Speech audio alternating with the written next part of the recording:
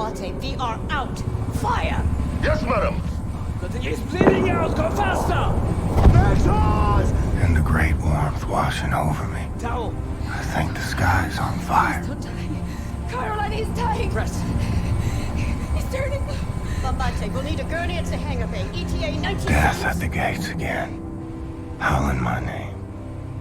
Come on in, old buddy. Sorry I made you wait.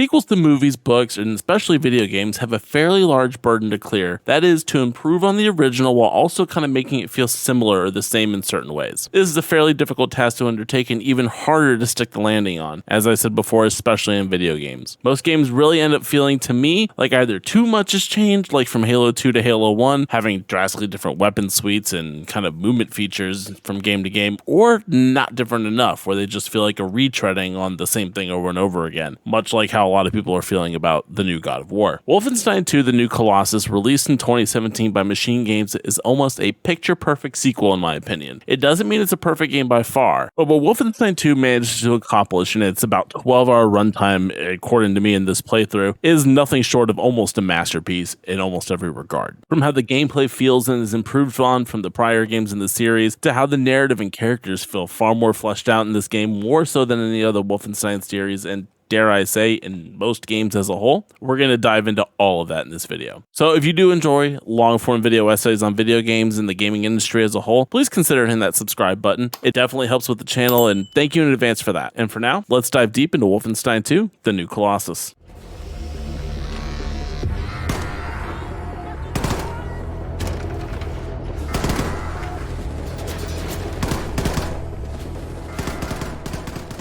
Let's start as we always do on the gameplay side of this puppy. As mentioned before, I do think that a sequel to a video game, and especially if one further in the series, needs to iterate on the gameplay enough to where it still feels much like the same as the predecessor in the series, but also with fresh and new and inventive ideas that it's bringing to the table as well. It would be really bizarre if Wolfenstein 2 comes out following up on the New Order and the Old Blood, fast-moving, chunky feeling action, and all of a sudden became a weird tactical shooter a la Rainbow Six Siege or something like that. Not only does this follow-up feel just the same as it did in the first, but in many ways this game feels like a tighter, smoother, and a far better experience to play as a whole. The leans around cover feel snappy, the guns feel way more responsive, and every trigger pull feels crisp, clean, and like it was meant to happen the exact way it happened. And in doing this, while keeping all the weapons feeling like the big, chonky, metal welded pieces of shit Nazi weaponry that they are, but yet somehow still technologically advanced, is absolutely awesome. To be honest, the gunplay feels just like a far more improved version of the New Colossus and the Old Blood in and of itself. The stealth has been vastly improved as well. You have a general direction of where the commanders are with the arrow at the top of the radio range meter, and the window you have to kill Nazis when spotted feels a little bit more forgiving than it did in the first two games. The cone of vision also feels a little bit shorter as well, so stealthing across a big open area feels a bit easier as well, giving you the player the feeling that you can actually feasibly stealth your way through this entire game. The biggest change that is noticeable right away are how pickups for ammo, health, and armor work. You can still mash the pickup button everywhere you go, and you'll be much rewarded for this endeavor. However, it feels like when you're running low on ammunition that you can just now automatically pick it up as you run over the weapon, and up to a certain threshold, it's the same thing with health and armor as well. I love this small change as it makes it feel purposeful to go into overdrive health and without wasting all the health packs by accident in the area. The automatic pickups to half health feels great as well, as it lets you unknowingly stay in the fight for a little bit longer to kill more and more Nazis. It's the same thing with armor as well, just to kind of keep you in that fight a little bit longer. But after the fight, you still need to go and grab all of your health packs, all of your ammo crates, and armor pickups to stock up for the next fight.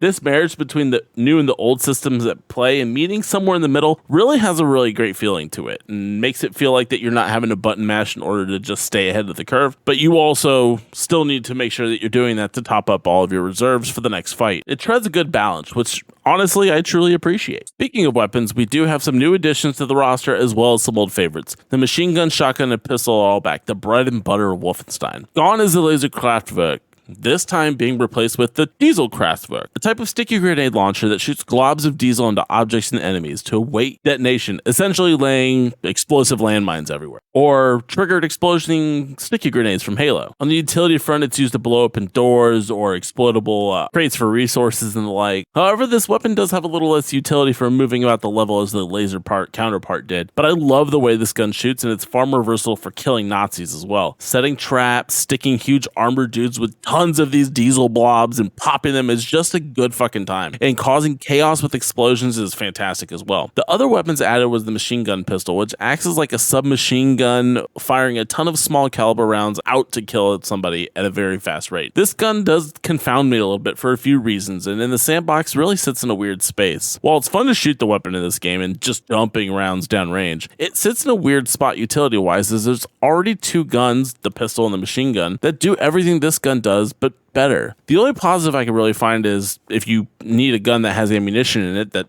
this is obviously a plus, but the high capacity magazine in this weapon really just lets you, like I said before, just spray tons of ammo downrange. Also the ability to be silenced as well, so if you run out of pistol ammo, this is definitely an alternative for you to use. And speaking of upgrading, every weapon in Wolfenstein 2 has the ability to be upgraded by finding weapon kits around the world. Remember back to A New Colossus, where every weapon basically just had a secondary fire mode, giving the weapon further utility to just kill more Nazis with. The upgrade system not only gives you the alt fire ability, but increases the ability and stats of this weapon as well. The pistol's main function, once again, is being upgraded to become silenced, but also it can be upgraded with a high caliber magazine, which allows you to do more damage and kill instantly with headshots on most Nazis. My personal favorite and most versatile weapon that you do get, though, is still the machine gun, where its upgrade is basically a scope upgrade that turns the rifle into a DMR style weapon, adding with further armor piercing upgrades as well as an extended juggle mag for way faster reload times. This weapon was my absolute bread and butter to go to whenever shit popped off, and works in so many scenarios. If you need to take out some guys from super far away, this works. Killing armored dudes, just swap to the fucking high-powered armor-piercing ammunition and you could just blow through the super soldiers like there's no tomorrow. Whenever shit got real, or if it got even realer and I had to dual wield it, these were my go-to weapons for most of these scenarios. Even your grenades can be upgraded, making them cause laser damage, higher explosions, and the like. Your normal skills can also be improved as well by completing challenges like getting headshots, stealth kills, killing commanders without them noticing, so on and so forth, making BJ stronger in smaller increments. These challenges are things that you just normally do in the game, but if you want to min-max your abilities, it's definitely worth paying attention to what's being close to being finished and what's even closer to being capped off entirely. About halfway through the game as well, you gain access to utility contraptions as well. The battle walkers that raise you high in the air and get above the battlefield for either just movement or raining hell on the Nazis below you. Then you have the ramshackles, which turns BJ into a human battering ram, smashing through walls and enemies the like, and the constrictor vest, which lets you crawl into small spaces like under cars and small ducts to sneak around the level to get the drop on your opponent. You start with only the ability to choose one of these items, and as you go through the world, you locate the other two just naturally, making BJ a mobility machine. All these items change how levels are tackled and approached, and all of them are super fun to use. My first choice, like I said, is always the battle walkers, as it does make half of the levels kind of busted in a way, and easy to run through and murk commanders before moving on. But all of these items are equally viable, which really makes for replay value in certain areas. I love how Machine Games found a way to create new interactions not only on the battlefield itself, but in the movement of the levels as well. And somehow this is explained in the story and the lore as well. Giving more freedom to players on how they want to tackle an area is a major plus in my book. Like I said, it leads to more replayability in almost every level if you want to tackle in a different scenario. These, in my opinion, are fantastic additions to the series, and I really do hope that something more like this is in the final game of the trilogy whenever we see it. Speaking of level design, we need to talk about the levels crafted by Machine Games, and the TLDR of this, they're fucking awesome. Each space you explore in Wolfenstein 2 is large, intricate, with a ton of ways to approach an objective,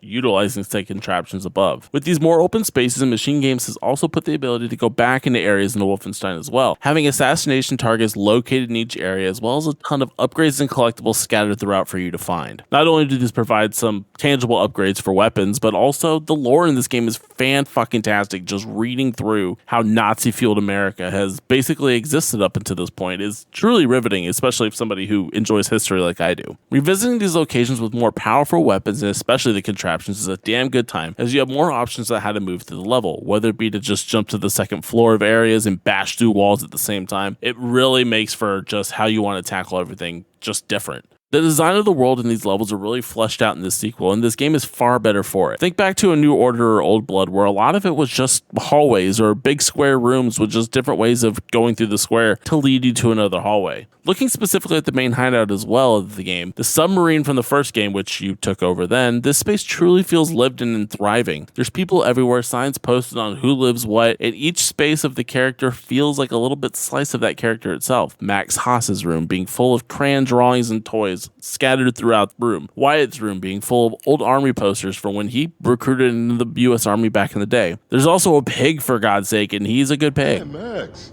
why you look so glum?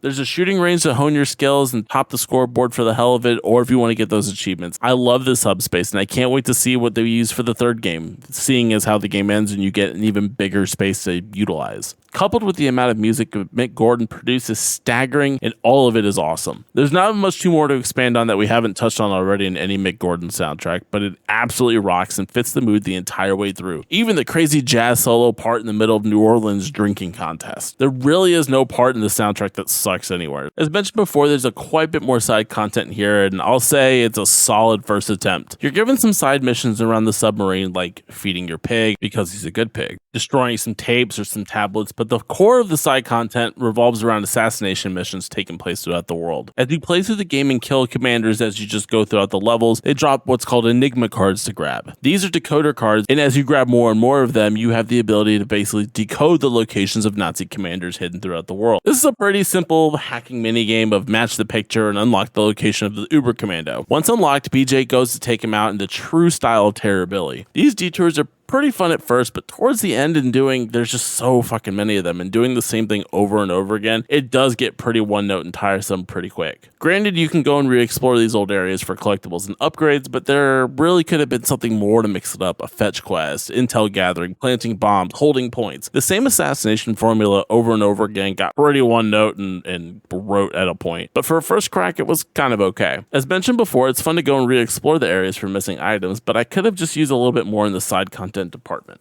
But with all the gameplay and side stuff focus out of the way, it's time to move on to what really counts in a machine games game, the narrative, and the true reason to play the new Colossus. If you appreciate a good story with insane moments and impeccable character building, well, you're in the right place, my friend, as I'm not 1000% sure of a game before or after that had the most insane spectacles as this game does. Everything in this story is dripping with style and tension, with moments that literally keep you guessing about what's going to happen next the entire way. But enough of the precursor of that, let's get on with it. Mr. Redfield. No! Has she seen? As a disclaimer, and I want to get this out of the way, this next section is going to be diving deep into spoiler territory of the new Colossus. It is like 5 years old, so if you haven't played it, I would recommend doing that, but also, finish the video if you want. I feel the need to let you guys know, too, that there's going to be some pretty gruesome acts of violence coming up here in the story, as well as a lot of talk of race and some boobies and a bunch of other stuff that, is really for a mature audience. So if you're younger, you've been warned, or if you don't like gratuitous violence or boobs, or anything like that, definitely go and click somewhere else, but thank you for watching. Now, with that disclaimer out of the way, let's get on with it. Our story begins right where the New Order leaves off. BJ accepting his fate of death to free the people he loves. But the people he loves won't have it, and you see Set, Anya, and Wyatt and Caroline flying up to evac BJ to get him back to the sub, guts hanging out and all. While slipping in and out of a coma, you see snippets of Set working on you, Anya caring for you and telling you that she's pregnant with twins, much like the prior game that we saw before when he was saddled up in the mental institution. We also get set pieces of BJ's past life with an abusive father, protective mother, the killing of your dog, which the scene's fucking atrocious, to reflect on why BJ is just so guarded in life, why he is the way he is. You then awake with the sound of Nazis rolling into the submarine, alarms blaring and gunshots ringing out. Either being paralyzed or having a severe case of muscle atrophy, BJ grabs the nearest wheelchair as his legs don't seem to work too good, and proceeds to the Nazi killing he is so well known for. Something is different though, as BJ is reflecting on his life, how he's dying and gonna leave behind Anya and his future children because Anya is in fact pregnant. Rolling through the submarine, a broken man searching for his friends, you find Set, who is amazed you're even up, and leads the way to finding Anya. Finding everyone, you find out Frau Engel has been hunting BJ this entire time he's been in a coma. Having finally found him and grabbed their submarine out of the water with his giant airship to flush out the infamous Terror-Billy. Having already captured Wyatt and Caroline, BJ gets himself captured in order to save his friends. Having captured the infamous Terror-Billy and company, Frau Engel comes down with her daughter Sigrun, a pleasantly plump German girl who doesn't seem to be a very good Nazi per Frau Engel, who's constantly berating her at this rate. Having ensured her daughter feels like a complete shit about herself, she moves to the people who she despises in front of her. To make a point, Engel completely decapitates Caroline's head from her body, taunting Wyatt, BJ, and her daughter all the same by waving a decapitated heads in front of everybody's face, imitating the action of kissing with said severed head. Were these eyes ever filled with a lover's gaze? See things? Kiss, kiss, kiss. Sigrun snaps and attacks her mother, allowing Wyatt the chance to get free, and allows BJ to hop into Caroline's power suit, which she was using in the first game, and the three in tow detach the U-boat and escape the Nazis' clutches. You learn that there's a stowaway of Nazis on board the sub, which BJ has to then naturally go and dispense post-haste. This is the beginning of BJ's fall into depression, losing his will to live, which is reflected in the game by only having 50 health at the start. Having lost his legs, having kidney failure, having lost many organs in order to keep him alive, and needing this power suit to keep going. And now seeing his best friend and leader get decapitated in front of him. I think this is enough for anybody to lose their will to live. BJ struggles with this, however, learning him and Anya are having twins on the way and not wanting to leave them in a world full of Nazis and constant fighting and hiding. Not wanting to be a burden, BJ keeps all this angst inside, leaving BJ as a stark contrast to the gung-ho Nazi killing machine from the first game. Hey, why won't you at least try? Because I'm fucking dying. The longer we keep pretending it won't happen, the harder it's gonna be. I'll be in the ground a week from now. You don't know that! What, you can see the future now? Don't act like you know things you can't possibly know! I love to see the dichotomy of his character now, and it really works in making me feel something. All the brooding and quiet talking actually serves a purpose now. This is also a great way to feed into other characters, watching the struggle between Anya and BJ, with Anya knowing something is wrong, and Sigrun being castigated as nothing more than a Nazi by her now saviors and her mom at the same time. Wyatt and his drug-induced spiral from losing their leader Caroline, Bombate and Max arguing over eating or feeding the pig. Every character has a true arc of conflict and growth, and it's well written in this regard. There's also a cat monkey thing that reminds me of that Puppy Monkey Baby commercial from the Super Bowl. Puppy monkey baby, puppy monkey baby, puppy monkey baby, puppy monkey baby. A few years ago that set made that's just kind of fucking weird, but I'm all here for it, boys. Anyway, back to the story. In looking through Caroline's office, you learn of the American resistance in New York City. In order to spur on an uprising in the United States, you and your team decide to go and find the resistance and get them to join your group. New York, as we recall, was hit with an atomic bomb back in 1946 in order to end the war, leaving BJ suited up in the power suit he is now using from his former, now headless leader, being the only one who's able to actually go in there and not die of nuclear radiation poisoning. Climbing the Empire State Building, BJ locates Grace Walker, Abby, this baby, and Super Spesh, a lawyer now turned conspiracy theorist and who is in complete adoration of Grace. I also kind of think that that's his baby too, but don't quote me on that. After being invaded by a bunch of Nazis and BJ dispatching them while everybody else escapes, he gives this rousing speech on the helicopter about his tank is running empty and trying to make his mark and get America fighting again and get that fighting spirit Americans are known for. Learn that the hard way. I don't know. But I know this. You take freedom away from the American people, you're playing with fire. And I intend to pour some gasoline. People gotta know they don't have to take this shit no more. And if nothing else, that's what I'm gonna do before I go. See, that's what I'm talking about, Blazkowicz! You wanna strike fear in the Nazis? You wanna hit them hard for all to see? You wanna cause some real motherfucking havoc? Well, then you come to the right woman. So if you still got some Nazi fighting, killing skills up in you, then guess what? I got a plan that's gonna send shockwaves throughout the nation. Oh, shit.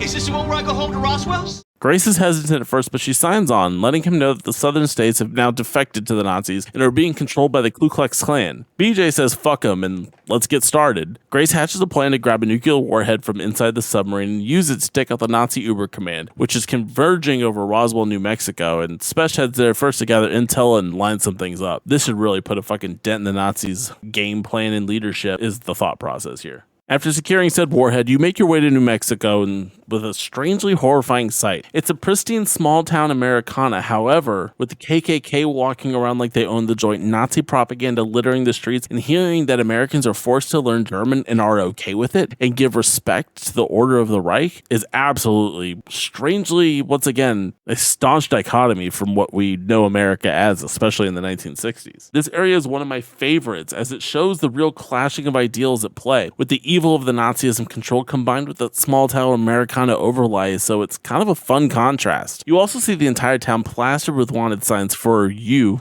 BJ's head, the infamous Terror-Billy. You'll keep hearing this a lot, so I'm going to keep saying it a lot. That Wayne. Nothing wrong with that jab. I like your style, Americans. Very good. You're part of the Reich now. Subject of the great Führer.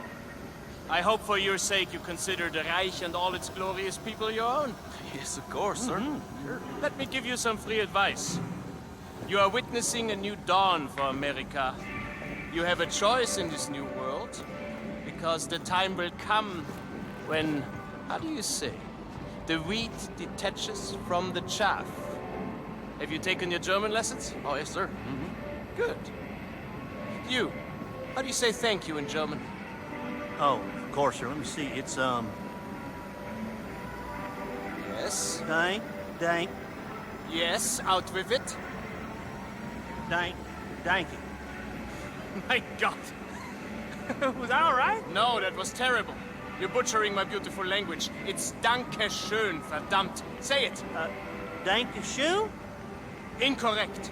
Danke schön. Danke schön? I've heard enough. No more. I'm so sorry, sir. I'm still practicing. You will practice hard. Oh, I will, sir, and I am so sorry. After sneaking your way through Roswell, you go to the diner where you meet Super Spesh, having a scene that literally feels cribbed from Inglourious Bastards of a Nazi officer coming in for a milkshake to only be met with the death of the hands by BJ and Spesh as soon as he realizes who BJ actually is. Hello. Come on, Peter, let's go someplace else. But Mom, No buts. Oh. Bitte schön. Danke. Good day, man. You, one strawberry milkshake, please. Oh, I hope you don't have a fire back there to put out. If so, I'll come back another time. I'm sure the fire can wait, Commandant. One strawberry milkshake coming right up. Fireman, I recognize your face. Very Aryan face it is too. Are you out of Station 1? There you go, Commandant. Oh, vielen Dank.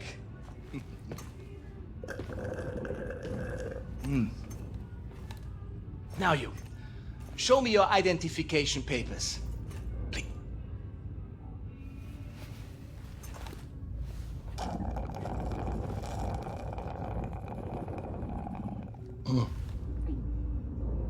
I love strawberry milkshake. It's perhaps my favorite American thing. So simple. Just milk and ice cream. The rest of the menu, however, I think you will need to address. I think it needs to be more German. Yes? Tell me, are you from here, John Smith? Huh? I read here that you operate out of Station 6. What is the location of Station 6? I'm unfamiliar with this station. You go behind the bar and make your way into this tunnel that's under the diner built by Spesh's dad that leads directly underneath the Uber Command building where BJ is meant to set off the nuke. We gotta take a second and talk about Super Spesh for a minute as well, as he's just a fucking amazing character. With the lengths he goes to believe in the Roswell conspiracy, but shows even in all that his true love for Grace, America, and his complete admiration of BJ. He raves like a lunatic, but could there actually be truth into any of it? Well, yes, the alien tech is actually a .UDA cache, which we know from the last game, discovered by the Americans and taken by the Nazis. BJ sneaks in, plants the nuke, and escapes on a one-wheeler as Roswell, New Mexico goes up in a mushroom cloud of destruction, taking the base and watching the Uber Command ships attempting to evacuate, only to be met with their demise later in said assassination missions that we'll get to in the side content.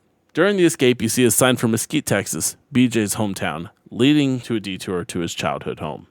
On the drive, BJ recalls his mother telling him of a family heirloom, a ring that she wants him to give his future wife. Giving his love and commitment to Anya, BJ goes back to his home that he ran away from all those years ago to join the army, to relive his past with his father being a monstrous piece of shit. Flashbacks of BJ spending his days with a small local African-American girl, having fun and teaching BJ some compassion and caring for other humans, a bright spot in the world where his dad was an out-and-out fucking racist, failing his own business that his wife's father basically gave to him and funded, beating his family, and killing his dog. And let me tell you, there is no more heinous act than dog beating and dog killing. Except Nazi dogs. They fucking suck. Showing how BJ grew up in such a torturous home really gives the dichotomy of how BJ thinks of his own family, where his dad gave no shit about him, his mom, or anything else around him. And while BJ's children aren't even born yet, he has an undying love for them and Anya, and he would sacrifice life and limb, literally, to keep them safe. As you explore the house, you find your father sitting in the corner with a shotgun pointed at the door. His father, never changing, gives BJ a rasp of shit for being a Nazi killer, accusing him of being broken beyond repair and how the Nazis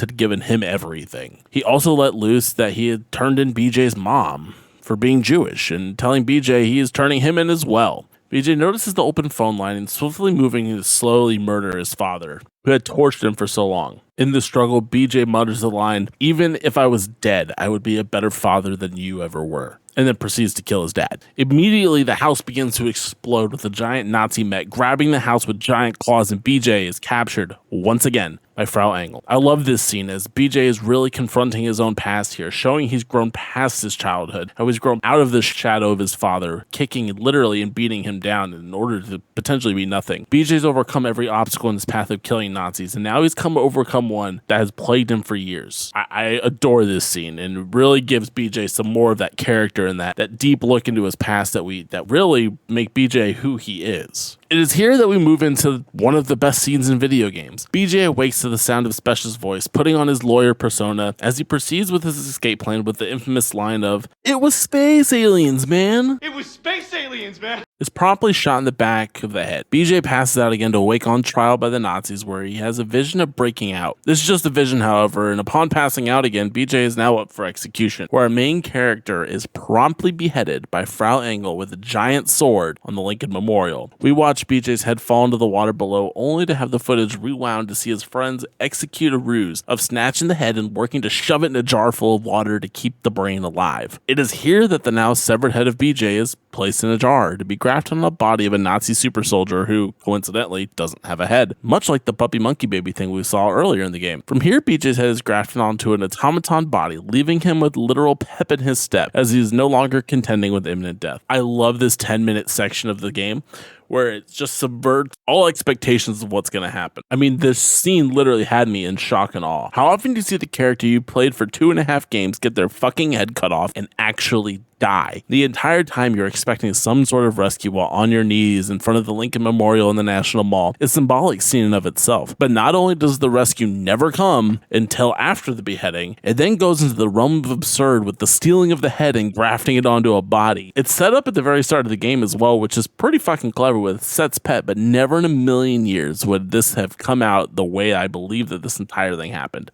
Frankly, it's fucking awesome. BJ's next goal is to find the newly located resistance members of New Orleans, and now equipped with the new contraptions we spoke of earlier in your newly formed super Nazi body, BJ braves the bayou to rescue Horton Boone, who along with Paris Jack and the rest of the group work together to escape, but not before having a smooth jazz session while having a drinking contest at the same time, killing Nazis and riding a fucking Panzerhund, the giant flamethrower robot dog we've seen in the last 2 games. While the robot dog is a little squishy in my opinion, able to die pretty quick if you don't just stay back and burn everybody in sight, it feels awesome to ride this monstrous mechanical beast through the streets of New Orleans, using its massive weapon to slay its creators. Horton and Paris Jack are okay characters too, but after the drinking scene, there really isn't that much left of these characters so far. I kind of can't wait to see how they grow in the next game, but alas, we're still waiting for that. Upon their subsequent escape, Horton tells the group that before Frau Engel used the Ausmeister ship to hunt BJ, it used to roam around the United States, putting swift ends to any American revolts against the Nazis. Nazis. The group plans to steal the ship for not only their own uses, but to prevent this from happening again. But first they need the codes to deactivate the defenses of the ship, and with the Uber command moving to a base in Venus, BJ suits up to head to space once again, this time disguised as an actor who is set to play the part of BJ in an upcoming Nazi propaganda film. It is here that moment 2 occurs, and that cements this game as a classic in my book. Upon reaching the audition, BJ and 2 other actors show up to try out for the part of BJ Blazkowicz. It's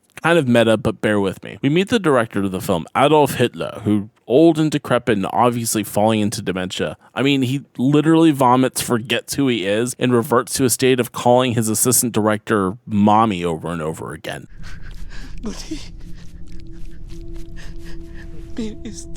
And yet being a ruthless killer at the same time, murdering the other actors who are not playing the part as he envisions. He invites BJ to play the role himself, and naturally he plays it flawlessly. Having the part of himself in hand, BJ is free to break into the Venus compound, steal the codes, and go back down to Earth. Now let's back up real quick. This Hitler scene is also like the pinnacle of storytelling, and it's fantastic and leans into what makes this franchise reboot so fucking good. Taking what we know, shifting it a little bit, and making it so over the top and unforgettable. Hitler is now old, and not having him kill himself at the brink of defeat out in Berchtesgaden, and seeing the vision of pure evil literally regressing to being a giant old Nazi baby again is both funny and harrowing at the same time. To see this font of evil spreading his bullshit while also forgetting who he is sticks with you for a bit. I love the way Machine Games handled this entire exchange, and how he's, once again, this just ruthless fucking killer, but also he's old. He's falling into old people's state of dementia and pooping himself and farting all over the place and forgetting where he is. Also, it does set up for the inevitable Mecha Hitler reveal that in the series later at some point. Anyway, back on track. We return to the submarine to be met with a literal surprise party for BJ's 50th birthday. The crew hang loose, drink a ton, have a good time, all the while Wyatt tripping in the corner on more and more psychedelics and proceeds to disappear. You find him later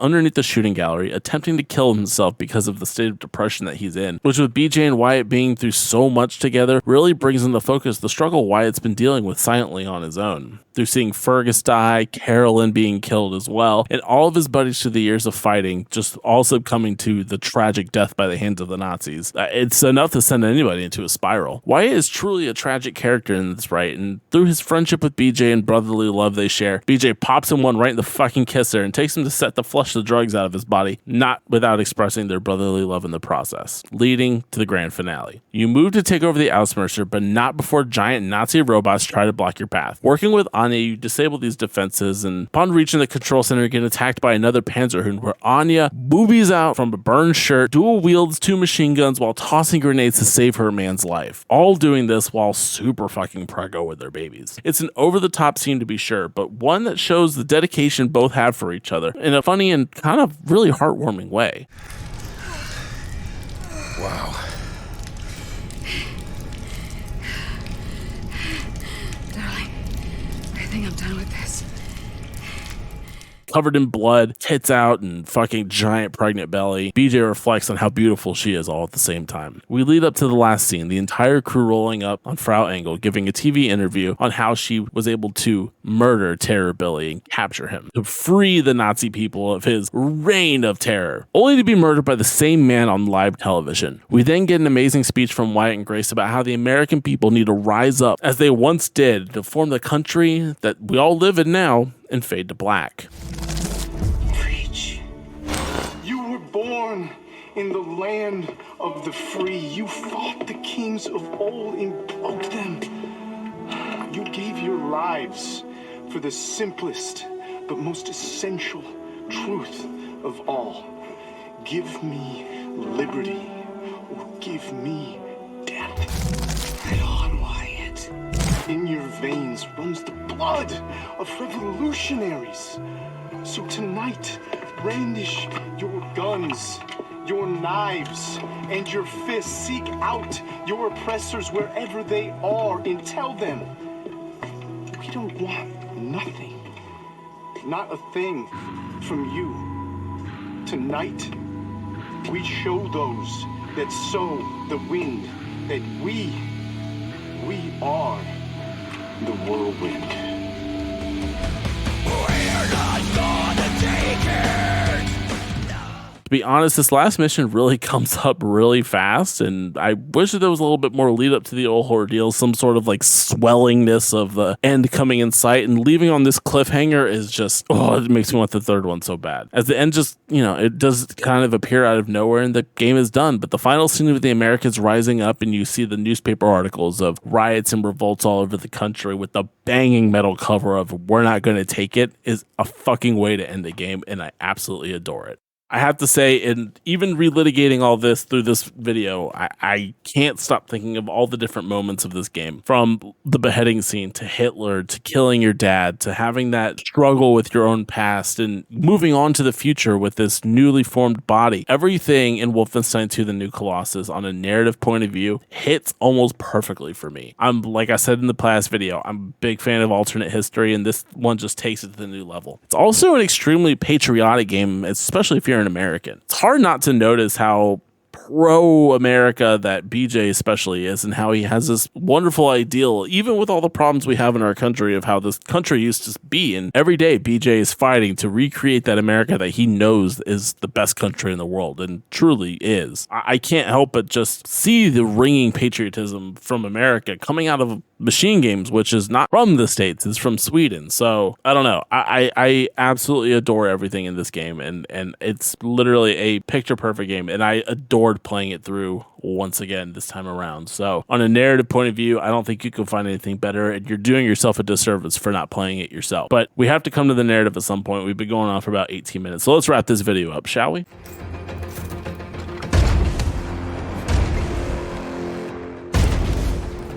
In reaching the end of the video, I want to share some thoughts. This game is downright amazing in my opinion, and not only as a sequel but to an already good game, but a banger of a game in its own right. It does what every great sequel should: iterate the core without changing the fundamentals. From the feel of the shooting, the weapon upgrades, the ability and traversal mechanics that you are then implemented to halfway through the game are all vastly improved, and on the writing side, there's nothing but ups here as well. Machine Games really found a style in this title and leaned into it hard, while incorporating legit shock and awe moments to make this game stand out above anything else. From demented Hitler, beheadings galore, exploring the depths of the American patriotism, even in the face of hardships we dealt with in this country at the time. Grace, Horton, and Spesh, rest in peace, are fantastic additions to the crew, all adding their own flair to the resistance and inner turmoil, a drug addiction of why it is tragic and entertaining at the same time. Seeing his trips with the lizard, I still think it's some of the best cinematography in games. Wolfenstein 2 beautifully treads the camp with the real emotions and tragedies like no other game I've played before, and still in one of my top 10 games of all time. I adored going back to this title, and if you haven't checked out Wolfenstein 2, you're doing yourself, as I said before, a massive disservice. Even with my wife, who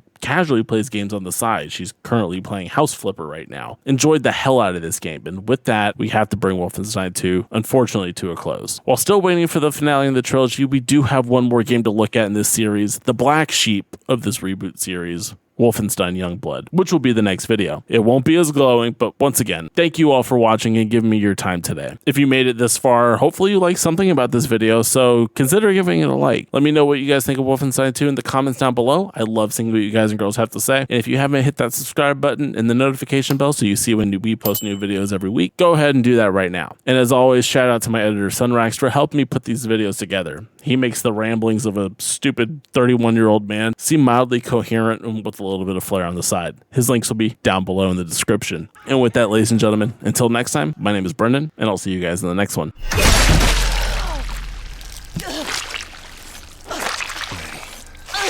I'm the best you got. Then your best won't do.